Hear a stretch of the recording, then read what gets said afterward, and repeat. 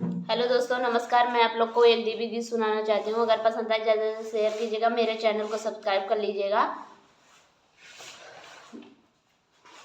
और प्यारा प्यारा कमेंट कर दीजिएगा। आप ही लोग से तो उम्मीद रहता है, आप लोग उम्मीद क्या रखें, आप लोग कमेंट करते ही नहीं हो।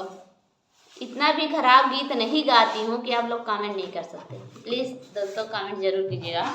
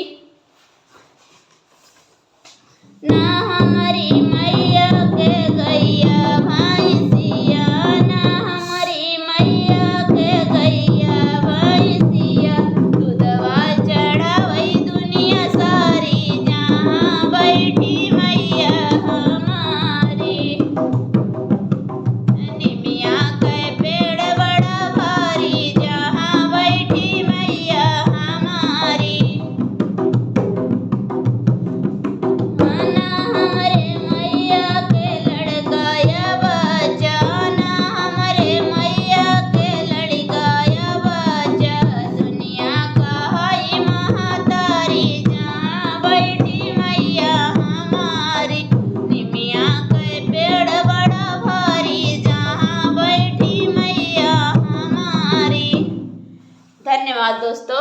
अगर गीत पसंद आए तो ज़्यादा से ज़्यादा शेयर कर दीजिएगा प्लीज़ दोस्तों, और कमेंट करके ज़रूर बताइएगा कि कहाँ से आप लोग देख रहे हैं ये, और अच्छा है या नहीं है कमेंट ज़रूर कर दीजिएगा प्लीज़ दोस्तों। धन्यवाद। राधे राधे।